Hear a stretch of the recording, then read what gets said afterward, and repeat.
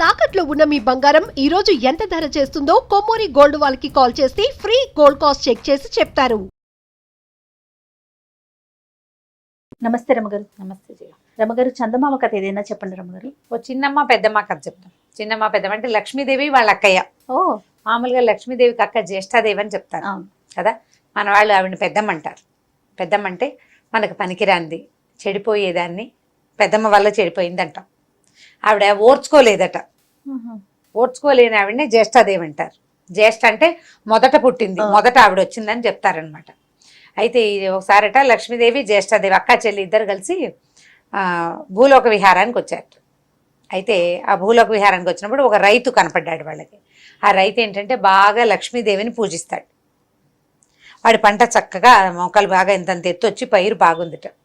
బాగుంటే ఆకుపచ్చగా ఉన్న పైరును చూసి అక్క చెల్లి అక్కడ నుంచున్నారు. లక్ష్మీదేవి చెప్పింటే అక్కయ్య ఎగో ఈ రైతు చాలా బుద్ధిమంతుడు, వీడు మంచి భక్తుడు, వీడి పంట చూడు ఎంత బాగా పండుతుందో రేపొద్దున అంది. అనేసరికల్ జ్యేష్ఠది కొళ్ళు మండించి అలా పరకాయించి చూసి ఆగాడుదు గుడ్డు ఏం పండుతుంది, ఇంకేం పెద్ద పండేది ఏమిటి, ఒక వారంలో కొయ్యాల్సిన పంట అది.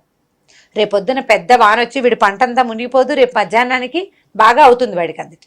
అనేసరికల్ లక్ష్మీదేవి ఏం చేసిందట, మధ్యాహ్నం సాయంకాలం వాళ్ళ అక్కయ్యని పంపాక ఒక చిన్న ముత్తైదు వేషం, ఒక చిన్న మామూలు మనిషి వేషం వేసుకొచ్చి, నాయన నేను నీకు ఎందుకు చెప్తున్నానో అర్థం చేసుకో, ఈ పంటని రేపు పొద్దున్నే వ్యాపారస్తుడికి గుత్తకిచ్చేసి ఆయన వచ్చి తీసుకుంటాడు అని చెప్పింది. జట్టీకి ఇవ్వటం అంటారు దాన్ని. జట్టీకి ఇవ్వడం అంటే ఏంటంటే ఆ పంట ఇంకా రైతు కోసుకోవడం అనమాట. మొత్తం పంట వ్యాపారస్తుడే వచ్చి కోసుకుని అతను ఎంత వస్తే అంత పంట మీద ఉండగా చూసి ఇంత అని బేరం ఆడుకుంటారు. సరే ఇతను ఏం చేశాడు, ఈవిడ చెప్పింది పెద్ద ముత్తైదు పొద్దున్నే వచ్చింది లక్ష్మీదేవల్లే కనపడుతోందని ఆవిడ చెప్పిన ప్రకారంగానే వ్యాపారస్తుడి దగ్గరికి వెళ్ళాడు. బాబు అంతకుముందు వ్యాపారస్తుడి దగ్గర కొంత అప్పు తీసుకుని ఉన్నాడు, పంట జట్టికి ఇచ్చేస్తానండి అని చెప్పి ఒప్పుకున్నాడు. కాగితం రాసి ఇచ్చేసాడు. మధ్యాహ్నానికి బ్రహ్మాండంగా వానబడి మొత్తం పొలాలన్నీ మునిగిపోయింది. చీకటి పడేసరికల్లా మళ్ళీ అక్క చెల్లి ఇద్దరు వ్యాహ్యాలకు వచ్చారు.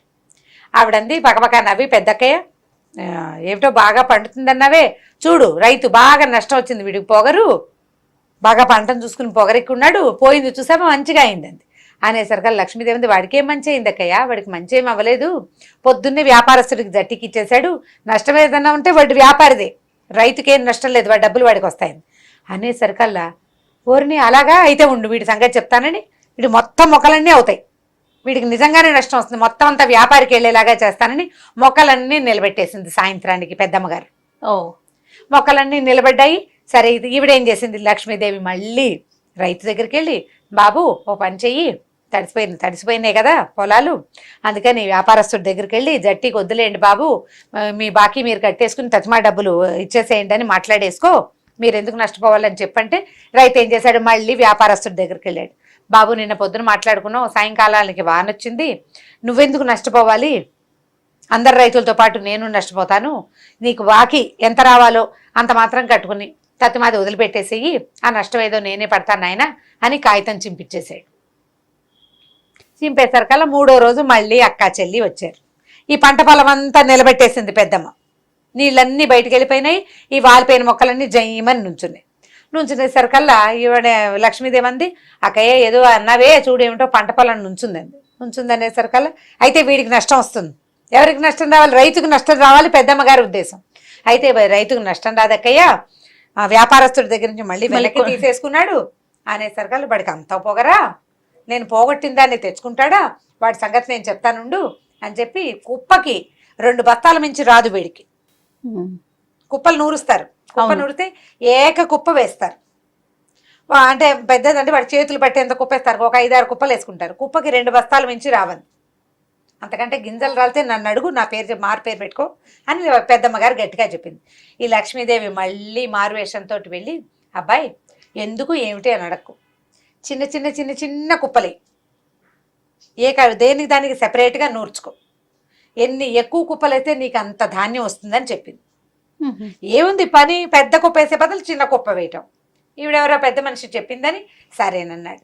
సరే మొత్తం సెపరేట్ కుప్పలు వేసి చేసేసరికల్లా అందరికీ 400 వస్తే వీడికి 600 బస్తాలు వచ్చినాయి. అక్కడి నుంచి ఇవి వాళ్ళ ఇంట్లో ఉన్న ధాన్యపు కొట్లు చాలగా 2 కొత్త కొట్లు కట్టించుకున్నట్ట. ఇంకా కొన్నాళ్ళకి మళ్ళీ అక్కా చెల్లి వచ్చారు. పంట పొలం అంతా కోసేసింది, వచ్చేస్తుంది. అక్క చెల్లి ఏమనుకున్నారు, ఈ పెద్దమ్మ గారు అంది, రైతుకు బాగా శాస్తి అయి ఉంటుంది, వాడికి ఎన్నో బస్తాలు రాలేదు, ఈసారైనా ఒళ్ళు పొగరు తగ్గించుకుంటాడు వాడంది అనేసరిగా లక్ష్మీదేవి అంది, అదేమిటి బోళ్ళంత ధాన్యం వస్తే నువ్వు కొత్త కొట్లు కూడా కట్టించుకున్నాడు అక్కయ్య, చిన్న చిన్న వేసాడు కుప్పకు 2 చొప్పున, అందరికి 400 వస్తే వీడికి 600 బస్తాలు వచ్చినాయి, కొత్త కొట్లు కొట్టించుకున్నాడు, కట్టించేశాడండి అనేసరికల్లా పళ్ళు కొరికేసింది ఆవిడకి ఏం అర్థమైందంటే, నేను వాడికి శాస్తి చేయాలని ఏదో వాడిని ఏడిపిస్తుంటే చెల్లెలే అడ్డం పడుతోందని అర్థమైంది. తెలిసింది ఆవిడకి, తెలిసిపోయి వీడికి తగిన శాస్తి చేస్తాను నేను రేపొద్దున అనేసరికి ఏం చేస్తావక్కయ్యా అని అడిగింది. నీకెందుకు చెప్తాను, ఇంక నీకు చెప్తానేమిటి, నేను చచ్చినా చెప్పను నీకు, నేను చెప్పినవన్నీ నువ్వు సరి చేసుకుంటున్నావు, వాడు నీ భక్తుడని, వాడో దొంగ మొహం నువ్వు ఇంకో దొంగ మొహం అని చెల్లెల్ని తిట్టి రొసరొసలాడుతూ వెళ్ళిపోయింది అక్కయ్య. సరే ఈవిడేం చేస్తుంది, మళ్ళీ రైతు దగ్గరికి వెళ్ళి ఒక మంచి ఉపాయం చెప్పింది. ఉపాయం చెప్తే మర్నాడు అక్క చెల్లి వెళ్ళారు రైతుకు శాస్తి చేయడానికి. ఆవిడ వెళ్తుంది, చెల్లెల్ని వెంబడి పెట్టుకెళ్తుంది. ఇద్దరు వెళ్ళేసరికల్లా ఏముంది, రైతు ఇంట్లో ఏదో సన్నాహం జరుగుతుంది, బయటంతా బస్తాలుగా ధాన్యం ఉంది, మామిడాకులు తోరణాలు కట్టారు, గొడ్లు కనపడుతున్నాయి, ఏవో ఆవులు ఇవి కనిపిస్తున్నాయి, సన్నాయి మేళం వినపడుతోంది. సరే ఏదో పూజ చేస్తున్నాడు అని చెప్పి సరే ఏం చేశారు, అక్క చెల్లి ఇద్దరు లోపలికి వెళ్ళారు మామూలు వేషాలతోటి. ఏం పూజ చేస్తున్నావు నాయన అంటే, అమ్మ జ్యేష్ఠాదేవికి పూజ చేస్తున్నాను, ఇదంతా ఆవిడ మహత్యమే, మామూలుగా 2 కోట్లు ఉండేవి నాకు, ఇప్పుడు 4 కోట్లు కట్టించుకున్నాను, పెద్దమ్మ తల్లి దయ వల్ల పంటలు బాగా పండినాయమ్మా, జ్యేష్ఠాదేవి కోసం పూజ చేస్తున్నాను అన్నాడు. అనేసరికి ఆవిడకి చాలా సంతోషం వేసేసింది, నా కోసమే పూజ చేస్తున్నాడు వీడు చల్లగా వరదిల్లాలని దీవించి అక్క చెల్లి చేరుకో తాంబూలం పుచ్చుకొని బయటకు వచ్చారు. బయటకు వచ్చి వీడు పిచ్చివాడు అనుకున్నాను, వీడు మంచివాడు కాదనుకున్నానే, వీడు పొగరనుకున్నా, కాదు వీడికి నన్ను గుర్తుపెట్టాడు, వీడు నా ప్రతిభ వల్లే వీడికి డబ్బులన్నీ వచ్చినాయని వీడికి తెలిసిపోయింది అని ఆవిడ నవ్వుతూ సంతోషంగా వెళ్ళిపోయింది. అమాయక పెద్దమ్మ.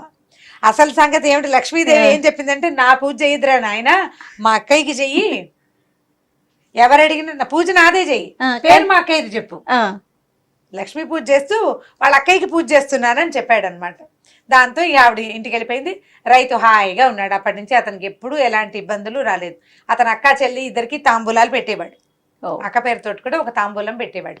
ఇప్పుడు మన వాళ్ళు చెప్తారు, లక్ష్మీదేవి ఎక్కడుంటే జ్యేష్ఠ కూడా అక్కడే ఉంటుంది. మనం లక్ష్మిని అవమానించేటట్టుగా మనల్ని ప్రేరేపిస్తుంది జ్యేష్ఠ. ఆవిడ ప్రేరేపిస్తుంది మనని. అవమానకరంగా మనం పదే ప్రవర్తించగానే లక్ష్మీదేవి కోపం వచ్చి వెళ్ళిపోతుంది. జ్యేష్ఠాదేవి మన ఇంట్లో కొలువై కూర్చుంటుంది.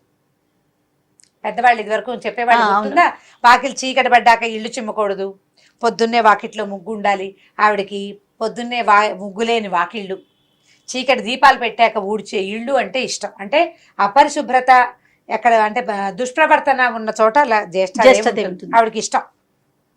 నిజానికి అక్క చెల్లి ఒక పక్కనే ఉంటారు.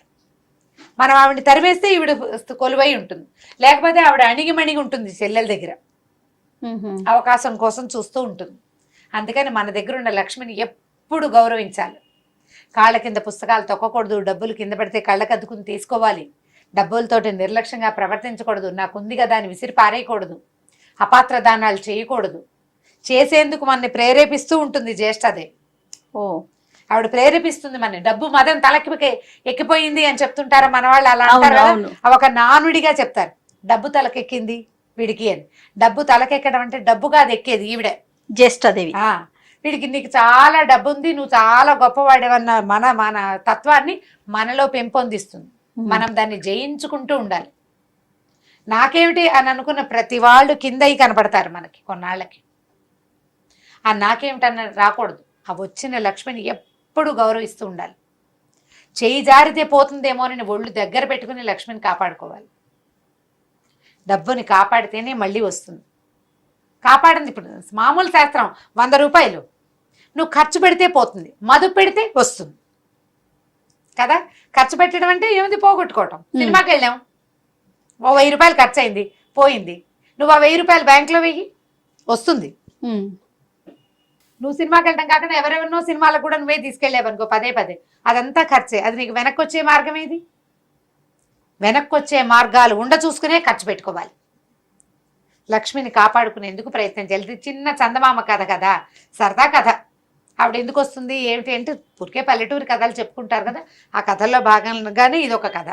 అక్క చెల్లి ఇద్దరు. అక్కకి ఎవరైనా బాగుపడితే ఇష్టం ఉండదు, ఆవిడకి నచ్చదు.